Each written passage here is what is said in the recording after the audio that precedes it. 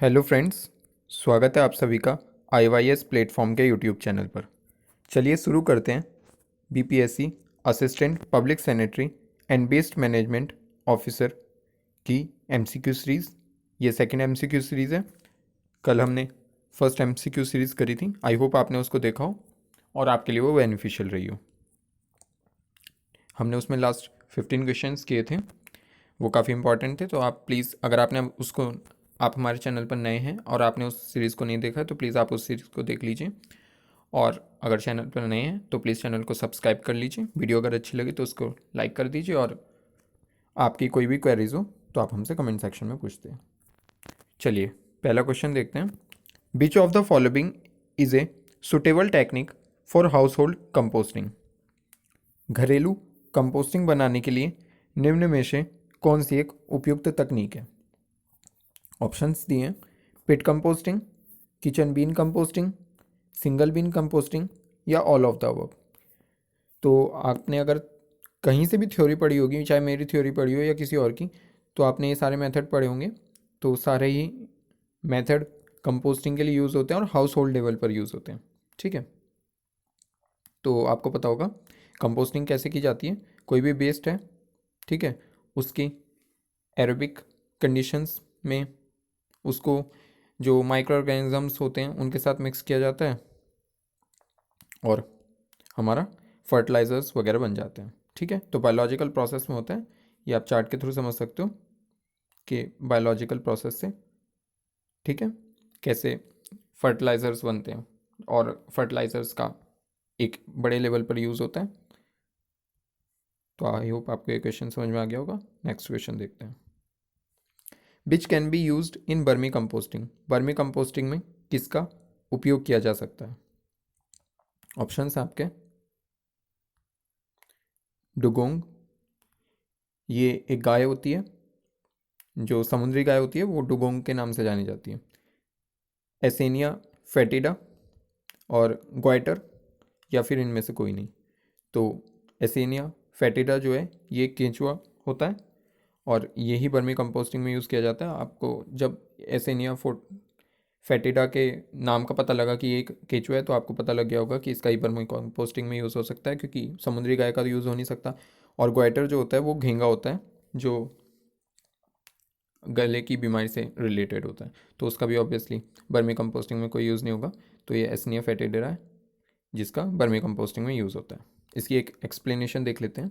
एस्निया fetida worms thrive in rotting vegetations compost and manure. They are epigeans rarely found in soil. In this trait they resembles Lumbricus rubellus. ठीक है, तो जो एस्निया फेटिडा है ये एक earthworm है, जो मिट्टी में रहने वाले जो कीड़े होते हैं वो है एक कीड़ा जो सड़ने वाली वनस्पति खाद और खाद में पनपता है। 2 बार खाद लिखा गया है, खाद में पनपता है। वे एपिजेंस हैं, मतलब जो एस्निया फेटिडा है वो एक एपिजेंस है। एपिजेंस क्या होते हैं? जो मिट्टी के ऊपर रहते हैं, अपनी पूरी दिनचर्या मिट्टी में ही करते हैं। ठीक है, तो उन्हें एपिजेंस बोला जाता है। तो केचुआ एपिजेंस ही होता है। शायद ही कभी मिट्टी में पाए जाते हैं, लेकिन ये इस विशेषता में ये लुम्ब्रिकस रेबुलस से को मिलते जुलते हैं। ठीक है, आई होप आपको ये क्वेश्चन क्लियर हो गया हो एक्सप्लेनेशन की। इसके अलावा कुछ और भी अर्थवॉर्म्स हैं मेनली जो इंडिया में यूज़ किए जाते हैं। तो उसको जब हम बायोमिथनेशन या बायोफर्टिलाइजर्स करेंगे वहाँ पे हम उसको कवर करेंगे। अभी आप ये ध्यान रखिए, एस्निया फेटिडा मोस्ट कॉमनली यूज एक अर्थवॉर्म है जो बर्मी कंपोस्टिंग प्रोसेस में यूज़ किया जाता है। चलिए नेक्स्ट क्वेश्चन देखते हैं।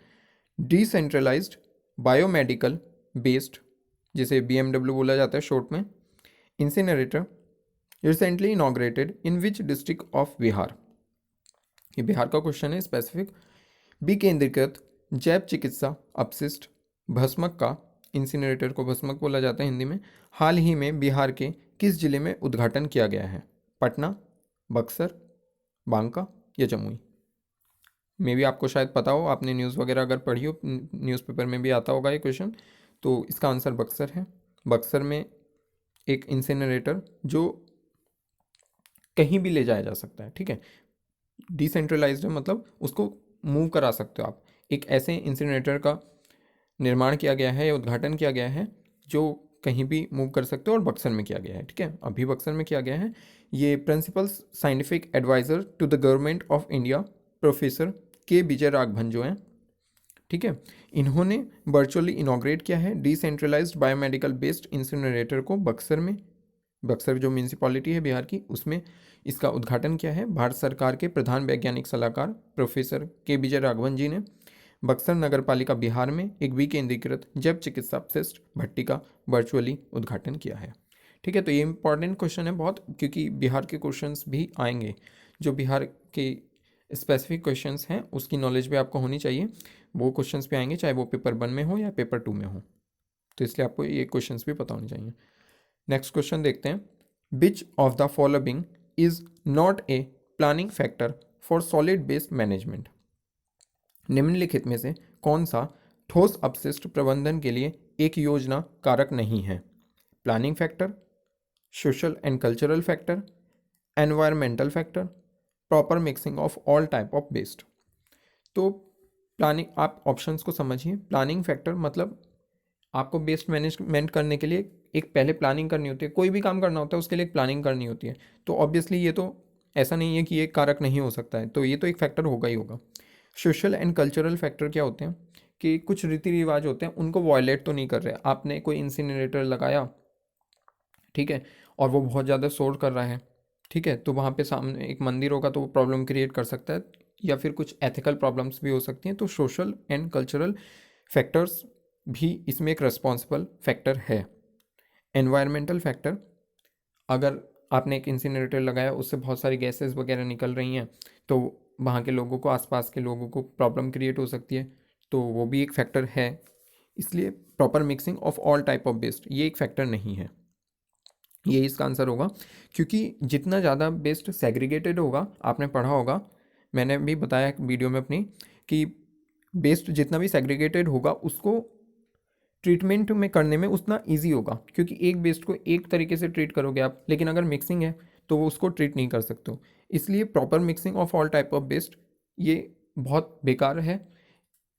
वो जो मिक्सिंग है अगर वेस्ट की, तो उसकी आप ट्रीटमेंट अच्छे से नहीं कर सकते हो, और वो वॉल्यूम रिडक्शन नहीं होगा, आप उससे कुछ एनर्जी जनरेट नहीं कर सकते हो, क्योंकि उसकी सेग्रीगेशन ही नहीं हुई है। तो इसलिए ये इसका फैक्टर नहीं है। Planning for integrated waste management, ये मेरी जो लेक्चर की पीडीएफ है, आप उसमें देख सकते हो। Several factor influence the selection, operation and effectiveness of any waste management scheme and need to be considered when planning a successful integrated solid waste management. They includes, उसमें टेक्निकल फैक्टर्स हो सकते हैं कि आपने कौन सी टेक्निक यूज़ करनी है। अगर वो बाइबल टेक्निक मतलब कुछ कॉस्टली होती हैं, कुछ जो चीपर होती हैं, तो आप पहले प्रेफर करते हो कि आप चीपर करो, लेकिन अगर चीपर से काम नहीं चल रहा है तो आप टेक्निकल जो थोड़ी कॉस्टली है उसको भी प्रेफर कर सकते हो। उसके बाद फाइनेंशियल फैक्टर्स देखते हैं हम, ठीक है। उसके बाद इन्वायरमेंटल फैक्टर मैं आपको बता चुका हूँ। इन्वायरमेंटल फैक्टर्स क्या होते हैं कि आप इन्वायरमेंट से जो गैसेस वगैरह निकल रही हैं तो उससे किसी को लॉस तो नहीं हो रहा है। उसके बाद पॉलिटिकल्स एंड लीगल फैक्टर्स भी होते हैं। कभी कभी सुप्रीम कोर्ट खुद से स्टे लगा देता है कि नहीं, इससे प्रॉब्लम क्रिएट हो रही है, एनवायरनमेंट को ज़्यादा पॉल्यूशन हो रहा है, तो इसलिए कुछ लीगल फैक्टर्स भी आ जाते हैं। और सोशल एंड कल्चरल फैक्टर मैंने आपको बता दिया है कि अगर वहाँ पे कुछ ऐसी पब्लिक प्लेसेस हैं जहाँ पे शोर की अनुमति नहीं है, डिस्टर्बेंस क्रिएट होता है, वहाँ पे पीस की बहुत ज़्यादा ज़रूरत है। लाइक स्कूल भी हो सकते हैं, हॉस्पिटल्स हो सकते हैं, या फिर आपके टेम्पल्स वगैरह हो सकते हैं, जिसमें टेम्पल में कोई भी टेम्पल हो, तो सबको पीस की ज़रूरत होती है। इसलिए सोशियो एंड कल्चरल फैक्टर भी बहुत बड़ा इंपॉर्टेंट फैक्टर है। तो इसलिए उसका आंसर था मिक्सिंग नहीं होनी चाहिए। What is ESG? ESG का पूर्ण रूप क्या है?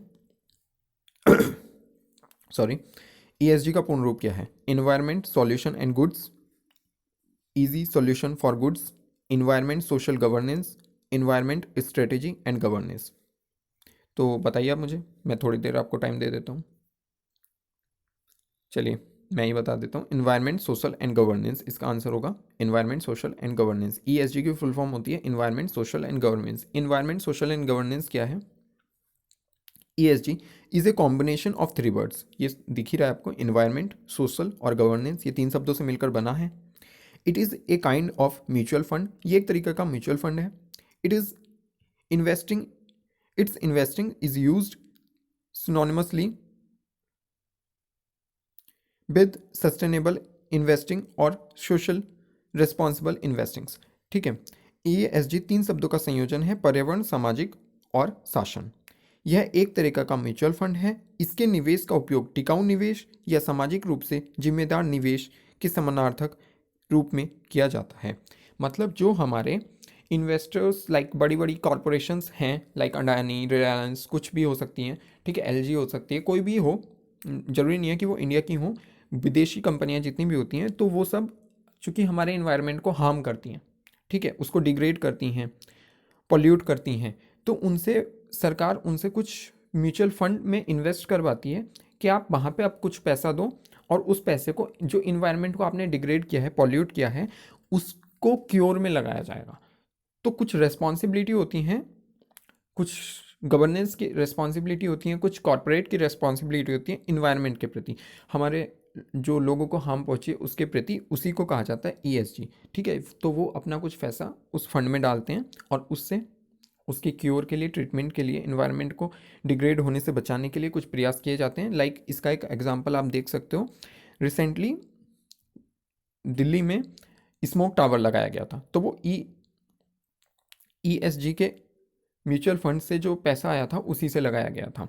उसमें क्या हुआ कि जो कि बहुत पॉल्यूशन बढ़ जाता है दिल्ली में, तो वहाँ पे लाजपत नगर में एक स्मोक टावर लगाया गया था और वो बहुत बड़ी मात्रा में एयर को प्यूरिफाई कर रहा है. ठीक है, तो वो एक रिस्पॉन्सिबिलिटी थी कॉरपोरेशन की एनवायरनमेंट को, या जो हमारे पीपल्स हैं कंट्री के, उनके प्रति, जो उन्होंने डिग्रेडेशन की है एनवायरनमेंट की, उसके लिए. Next question, which one of the following is last in hierarchy of solid waste management. ठोस अपशिष्ट प्रबंधन के पदानुक्रम में निम्न में से कौन सा अंतिम है. ठीक है, जब आप सॉलिड वेस्ट को मैनेज करते हो, सॉलिड वेस्ट की मैनेजमेंट करते हो, तो कौन सा सबसे पहले प्रोसेस होता है, कौन सा सबसे बाद का प्रोसेस होता है, एक इसकी हायरार्की होती है, मतलब इसका एक अनुक्रम होता है. ठीक है, सीरियल वाइज ही आप कोई काम करते हो इसमें. ठीक है, मैनेजमेंट में, वेस्ट मैनेजमेंट में, तो उसमें सबसे लास्ट का स्टेप कौन सा हुआ है, ये पूछा है. ये एक ऐसा ही बिल्कुल सेम लगभग क्वेश्चन कल भी था, उसमें पूरा स्टेप का पूछा था आपको कि स्टेप बाय स्टेप आप कौन से स्टेप्स को फॉलो करते हैं वन बाय वन. इसमें लास्ट पूछा है, तो पूछना चाह रहे हैं इंसिनरेशन है वो, कलेक्शन है, डिस्पोजल है, या रीयूज़ है. तो ऑब्वियसली वो डिस्पोजल होगा. आप सबसे बाद में जब कुछ नहीं हो सकता वेस्ट का, तो आप उसको डिस्पोज करते हो, आप एक गड्ढा खोदते हो, उस वहाँ पे उसको डंप कर देते हो. ठीक है, ये आप हायरार्की चार्ट देख सकते हो, ये वीडियो लेक्चर का हायरार्की चार्ट है. इसमें मोस्ट फेवर्ड ऑप्शन आपका कि आप वेस्ट को अपने रिडक्शन करो, उसका कितना कम वेस्ट जनरेट होना चाहिए, और जो सबसे एंड में जिसका कुछ हो ही नहीं सकता, तो वो डिस्पोजल है. जब वेस्ट का कुछ नहीं हो सकता, आप उसको एक गड्ढे में डंप कर देते हो. ठीक है, तो ये हायरार्की आपको याद होनी चाहिए. इसका डायरेक्ट क्वेश्चन आता है. सबसे पहला है रिडक्शन करो, आप वेस्ट को सबसे कम से कम जनरेट करो, उसके बाद रीयूज़ कर लो. आप अगर आपके पास वेस्ट जनरेट भी हुआ है तो आप यूज़ कर सकते हो. लाइक आपने देखा होगा कि हम इंडिया में बहुत सारी चीज़ों को रीयूज़ करते हैं. एक पेप्सी की बोतल होती है, तो पहले तो पेप्सी पी हमने उसमें, उसके बाद हम उसमें कुछ दिन पानी भी पीते हैं, उसके बाद हम क्या करते हैं, उसको उसमें दूध भरने या मट्ठा भरने में भी उसको यूज़ करते हैं. तो ये एक रीयूज़ का बहुत अच्छा एग्जाम्पल है. उसके बाद रिसाइकलिंग करते हैं, उस प्लास्टिक की आपने रिसाइकलिंग कर ली, तो ये भी वेस्ट को मैनेजमेंट करना ही हो गया. उसके बाद रिकवर, आप उस प्लास्टिक को, जब रिसाइकलिंग भी नहीं हो सकती, तो आप उस प्लास्टिक को रिकवर कर सकते हो, आप उस प्लास्टिक से दोबारा से एक और नई प्लास्टिक बना लो. ठीक है, या लेकिन अगर ये भी नहीं हो रहा है, रिसाइकलिंग कुछ चीज़ों की हो ही नहीं पाती है रिसाइकलिंग, ठीक है, या फिर बहुत कॉस्टली होती है, इतनी वायबल नहीं होती है, तो फाइनली उसके हम डिस्पोज कर देते हैं. लाइक कुछ हजार्डियस मेटल्स हैं, हजार्डियस सब्सटेंसेस हैं, तो आप उनको अगर उनकी रिकवरी वगैरह कुछ भी करने लगे, तो वो बहुत हार्म पहुंचा सकती है हमें. तो उससे हम क्या करते हैं कि हम उसको गड्ढा खोद के दबा देते हैं, तो वो डिस्पोजल होता है. ये हायरार्की आपको पता नहीं चाहिए, वेरी वेरी इंपॉर्टेंट है, आप इसको याद रखिए. Next question, who is popularly known as brick lady of Bihar. Bihar की ईंट महिला के रूप में किसे जाना जाता है. चिमनी देवी, माटो देवी, मिक्की देवी या फूलो देवी? ये भी बहुत इंपॉर्टेंट क्वेश्चन है और इसका आंसर है मिक्की देवी। मे भी शायद इसके बारे में आपने ना सुना हो। ठीक है, तो मिक्की देवी जो हैं इनके बारे में अभी हम जानेंगे। मिक्की देवी कौन है? इन्हें बिहार में ब्रिक लेडी के नाम से जाना जाता है। Shrimati Mikki Devi, former mukhiya of Madhora south in Araria district, was looking for an opportunity to set up an enterprise during her post Mukhya days. She consulted with many stakeholders like NTPC and set a fly ash brick manufacturing unit, Bhivani Shankar Fly Ash Bricks इस नाम से, was set up on his piece of land in village. The unit became operational in April 2018. ठीक है, अररिया जिले के मधुरा दक्षिण की पूर्व मुखिया श्रीमती मिक्की देवी, ठीक है, अररिया जो जिला है उसकी ये एक मुखिया थी मधुरा दक्षिण की क्षेत्र की। और जब इनका कार्यकाल खत्म हो गया अपने मुखिया पद से, तो इन्होंने एक उद्यम स्थापित करने का अवसर तलाश रही थी, या इन्होंने सोचा कि एक उद्यम तक इस्टेब्लिश करना चाहिए। तो उन्होंने एनटीपीसी के सहयोग से या और भी कुछ लोगों से कंसल्ट किया इन्होंने, और इन्होंने एक फ्लाई ऐश ईट विनिर्माण इकाई का स्थापना की। ठीक है, और भवानी शंकर फ्लाई ऐश ईट संयंत्र के नाम से इन्होंने अपनी ज़मीन के एक टुकड़े पर इस संयंत्र को लगाया, और इसने संयंत्र जो इन्होंने लगाया था उसने अप्रैल 2018 में काम करना शुरू कर दिया था। फ्लाई ऐश से इन्होंने ईंटें बनाई थी, इसलिए ये एनटीपीसी स्टेक होल्डर्स को मैंने स्पेशली मेंशन किया है। इन्होंने कंसल्टेशंस और से भी की थी, लेकिन मोस्ट ऑफ फ्लाई ऐश हमारी कहाँ से जनरेट होती है? एनटीपीसी से। फ्लाई ऐश क्या होती है? राख। मतलब जब आप कोयले से एनर्जी प्रोड्यूस करते हैं तो उसके बाद कुछ राख तो बनती है, तो वो ही राख फ्लाई ऐश जानी जाती है। और फ्लाई ऐश का बहुत टाइम पहले यूज़ नहीं होता था। हम क्या करते थे कि खदानों से जहाँ से कोयला निकाला वहाँ पे उनको डंप कर देते थे फ्लाई ऐश को। लेकिन अब फ्लाई ऐश से ईंट बनाने की बहुत अच्छी टेक्निक्स आ गई है। बहुत स्ट्रॉन्ग और लाइट जो ब्रिक्स बनती हैं फ्लाई ऐश से बनती हैं। अब उनको गवर्नमेंट ने कंपलसरी भी कर दिया है कि जो गवर्नमेंट बिल्डिंग्स होंगी कुछ, तो वो सिर्फ फ्लाई ऐश वाली ईंटों से ही बनेंगी। अभी कंप्लीटली फ्लाई ऐश वाली ईंटों से नहीं बनती हैं, लेकिन आपको कुछ बिल्डिंग्स जो होती हैं तो वो फ्लाई ऐश वाली ब्रिक्स से ही बनानी है, ऐसा गवर्नमेंट ने कंपलसरी कर दिया है। क्योंकि फ्लाई ऐश जो होती है वो बहुत लाइट होती है और स्ट्रॉन्ग भी होती है। एंड रेस्ट कि वो आपके फ्लाई ऐश को जो आप इन्वायरमेंट में छोड़ रहे थे उसको भी निपटान कर रही है उसका। ठीक है, उससे इन ब्रिक्स बन रही हैं तो उसका यूज़ हो रहा है, इसलिए फ्लाई ऐश बहुत इंपॉर्टेंट है। और इन्होंने वही स्टेप लिया था, इन्होंने फ्लाई ऐश से ईंटें बनाई थी, इसलिए इन्हें ब्रिक लेडी के नाम से जाना जाता है। चलिए नेक्स्ट क्वेश्चन देखते हैं। E waste is a serious issue because e waste एक गंभीर मुद्दा है, क्यों? इट कंटेन हैवी मेटल्स, क्या उसमें हैवी मेटल्स होती हैं? इट कंटेन मैग्नेट्स, क्या उसमें चुंबक होती है? इट्स लार्ज इन क्वांटिटी, वो बहुत बड़ी मात्रा में है। इट इज़ नॉट रिसाइकल्ड, वो रिसाइकल नहीं हो सकता। ठीक है, तो वैसे तो इसमें लार्ज क्वांटिटी में भी ये जनरेट होता है वेस्ट, हमारा ई वेस्ट बहुत लार्ज क्वांटिटी में जनरेट होता है। यहाँ पे ये ऑप्शन भी थोड़ा सही है, लेकिन जब आपके पास मोर देन वन ऑप्शन ना हो तो आप बेस्ट प्रेफर को सिलेक्ट कीजिए। इसलिए यहाँ पे बेस्ट प्रेफर कौन सा है? बेस्ट प्रेफरेंस आपको देनी पड़ेगी it contain heavy metals. E waste में सबसे बड़ी प्रॉब्लम क्या है कि वो उसमें बहुत सारी हैवी मेटल्स होती हैं। ठीक है, इस वजह से वो प्रॉब्लम क्रिएट करता है। हैवी मेटल्स क्या होती हैं?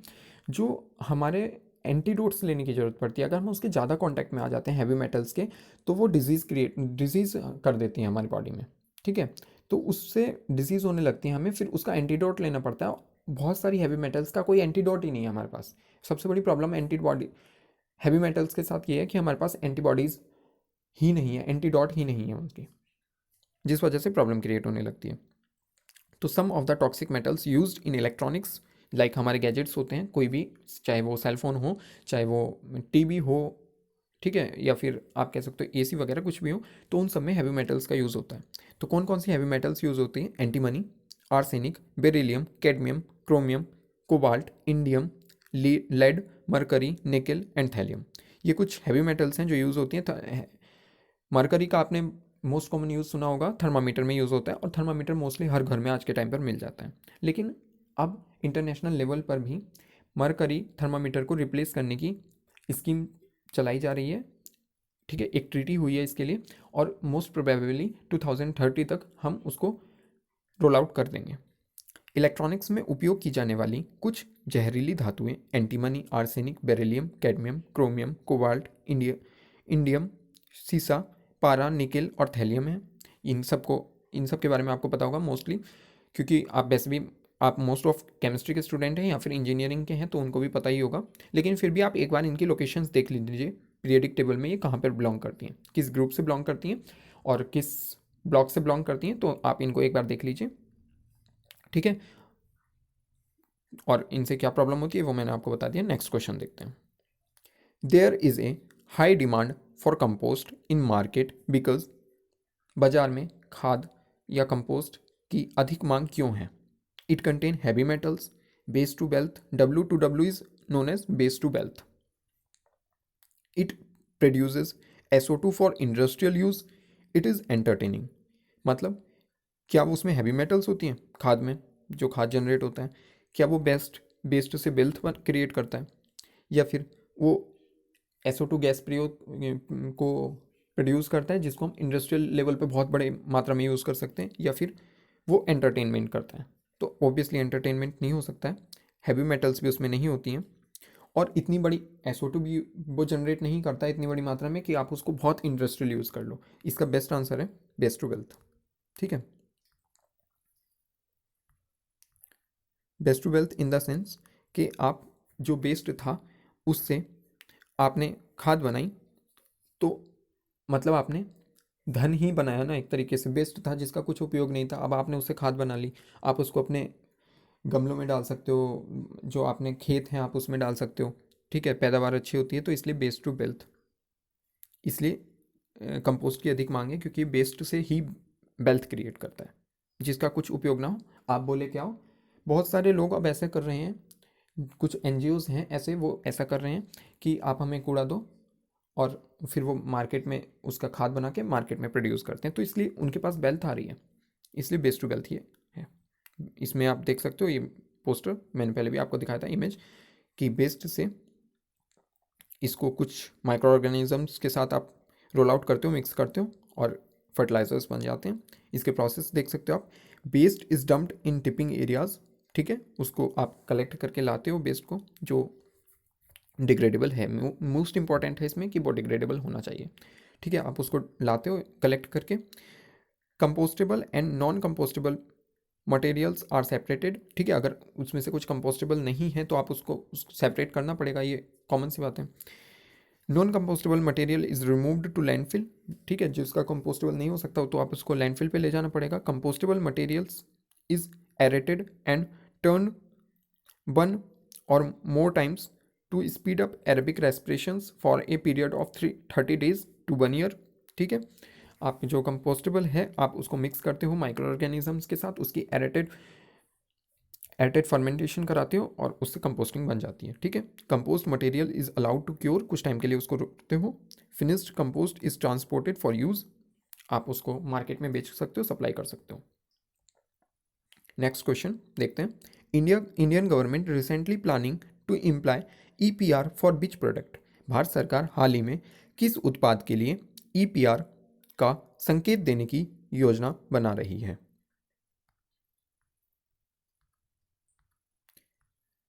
कोविड-19 वेस्ट बहुत मात्रा में जनरेट हो रहा है, क्या कोविड-19 वेस्ट के लिए, ई वेस्ट के लिए, स्लज वेस्ट के लिए, या फिर टायर वेस्ट के लिए? तो इसका आंसर है टायर वेस्ट के लिए। ये मैंने आपसे, मैं चूंकि हर वीडियो के एंड में क्वेश्चन पूछता हूँ तो मैंने वहाँ पे भी क्वेश्चन आपसे पूछा, अगर आपने वीडियो देखी होगी तो।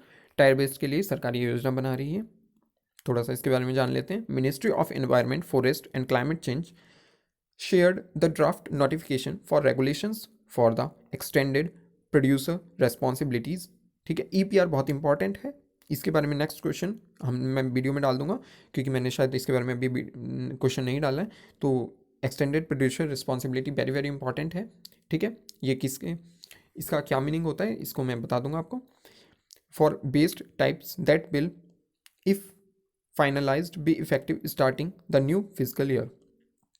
पर्यावरण, वन और जलवायु परिवर्तन मंत्रालय ने अपशिष्ट टायरों के लिए विस्तारित उत्पादक जिम्मेदारी के लिए नियमों के लिए मसौदा अधिसूचना साझा की, जो कि यदि अंतिम रूप दिया जाए तो नए वित्तीय वर्ष की शुरुआत में प्रभावी हो सकती है।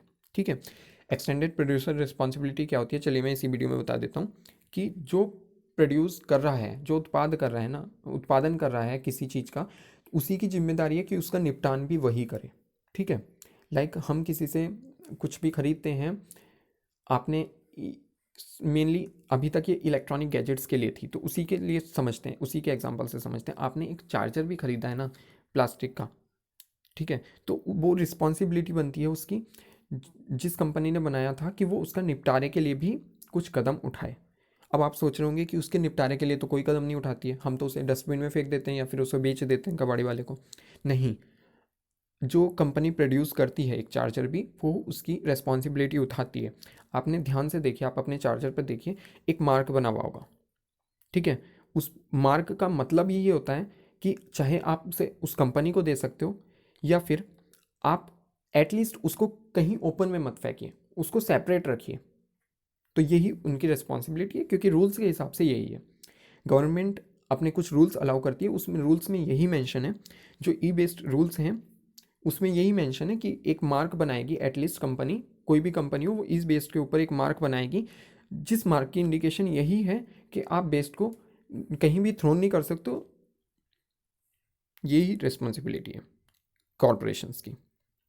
नेक्स्ट क्वेश्चन देखते हैं, व्हाट आर ग्रैनुलेज, ग्रैनुलेज किसे कहते हैं। इसका हिंदी मीनिंग ग्रैनुलेज का मुझे प्रॉपर नहीं पता है, इसलिए मैंने ग्रैनुलेज ही लिख दिया है। ग्रैनुलेज क्या होते हैं, लेकिन शायद इसको मन का बोल सकते हो, क्योंकि मन का केमिस्ट्री में भी एक वर्ड यूज़ होता है, बीट्स जिसके लिए यूज़ करते हैं इंग्लिश में, तो मे भी शायद इसका मीनिंग मन का हो सकता है। मन का किसे कहते हैं, टीनी आयरन पार्टिकल्स, छोटे छोटे जो लोहे के पार्टिकल्स होते हैं क्या उनको, सॉफ्ट मैग्नेट को, जो मृदु चुंबक हो सकती है, या फिर माइक्रो प्लास्टिक बीड्स, छोटी छोटी प्लास्टिक के कण, या पेपर ऐश। ठीक है, पेपर से जो राख जनरेट होती है वो। तो ग्रैनुलेस हम बोलते हैं माइक्रो प्लास्टिक बीड्स को। ठीक है, जो छोटे छोटे प्लास्टिक के कण होते हैं उनको माइक्रो ग्रैनुलेस बोला जाता है या माइक्रो प्लास्टिक बीड्स बोला जाता है। और ये बहुत बड़ी प्रॉब्लम क्रिएट करते हैं ये, क्योंकि हमारे ओशंस में जा रहे हैं कंटिन्यूसली, और प्लास्टिक डिग्रेड नहीं होती है। वहाँ पे जो हमारे एनिमल्स हैं, जो भी शी एनिमल्स हैं, तो वो इन्हें खा लेते हैं और फिर वो इनके इंटेस्टाइन में प्रॉब्लम क्रिएट करते हैं एनिमल्स के, लाइक वेल वगैरह के। ये आप देख सकते हो, plastic granules are simply thermoplastic made into grain like materials about 3 mm in diameter. तो आप सोच सकते हो कितने छोटे हैं, 3 mm इन डायमीटर हैं ये, लेकिन फिर भी ये एनिमल्स के इंटेस्टाइन में जाके प्रॉब्लम क्रिएट करते हैं, ये वहाँ पे स्टिक कर जाते हैं और डिग्रेड ये होते नहीं है प्लास्टिक जल्दी से। ये आप एक इमेज देख सकते हो, ये श्रीलंका की इमेज है। ठीक है, ये ओशंस के पास एक क्या हुआ था, एक बहुत बड़ी शिप जा रही थी। ठीक है, अब उस शिप में अचानक से आग लग गई, तो जो जो भी उसमें प्लास्टिक कंटेनर थे वो सारे जल गए, लेकिन प्लास्टिक के वहाँ पे बहुत सारे सारे ग्रैनुलेज बन गए थे, क्योंकि इतनी जल्दी से तो प्लास्टिक जली नहीं, वहाँ पे ग्रैनुलेज बन गए थे, जिस वजह से वहाँ इमरजेंसी जैसी कंडीशन हो गई थी। आप देख सकते हो, क्योंकि उनसे कुछ गैसेस भी, हार्मफुल गैसेस प्रोड्यूस होती हैं, हजार्डियस गैसेस होती हैं वो, तो इसलिए वर्कर्स जो हैं उन्होंने पीपीई किट पहन के इनको कलेक्ट किया। ऑल दो ये कंप्लीटली तो रिमूव नहीं कर सकते ओशंस में से कोई चीज़, इतनी छोटे छोटे पार्टिकल्स हैं 3 mm डायमीटर के, तो वहाँ पे अभी भी कंटिन्यूस बने हुए हैं, प्रॉब्लम क्रिएट कर रहे हैं, बायोडाइवर्सिटी को लॉस कर रहे हैं, बट उन्होंने काफ़ी मात्रा में उनको वहाँ से रिमूव किया है, उसका निपटारे करने की कोशिश की है। तो ग्रैनुलेज आपको पता होना चाहिए क्या होता है। नेक्स्ट क्वेश्चन देखते हैं, what is currently chairman of, who is currently chairman of BSPCB, Bihar state pollution control board के अध्यक्ष वर्तमान में कौन है। अशोक कुमार लवासा, अशोक कुमार घोष, मणिकांत देव या विनय त्रिपाठी। तो अशोक कुमार घोष जी जो हैं, ये Bihar state pollution control board, जो कि बहुत इंपॉर्टेंट बोर्ड होता है स्टेट के लिए, राज्य के लिए, जो राज्य में जो भी विधान बनते हैं इन्वायरमेंट से, पर्यावरण के क्षेत्र में, तो उनको कंट्रोल करता है। एयर पोल्यूशन को यही कंट्रोल मापता है एक राज्य में, तो इसलिए बहुत इंपॉर्टेंट है, और ये उसके चेयरमैन हैं अशोक कुमार घोष जी। ये याद रखिए आप, और अपडेट करते रहिए, क्योंकि कभी भी चेंज हो सकते हैं। इनका टेनर क्या है आप उसको देखते रहिए, अगर चेंज होते हैं तो आप उसको अपडेट कर लीजिए अपने क्वेश्चन में, अदरवाइज मैं भी बता दूंगा अगर चेंज होंगे तो। ठीक है, तो टेनर का आप इनके ध्यान रखिए, क्या इनका टेनर है। नेक्स्ट क्वेश्चन देखते हैं, leakage term under used in solid waste management for, ठोस अपशिष्ट प्रबंधन में लीकेज शब्द किस लिए उपयोग किया जाता है। ड्राई वेस्ट के लिए, contaminated water generated from dumping site के लिए, हजार्डस रेज के लिए, या नन, या मोर देन अबव, इसमें से बहुत एक से अधिक है। ठीक है, तो इसका आंसर है contaminated water generated from dumping sites.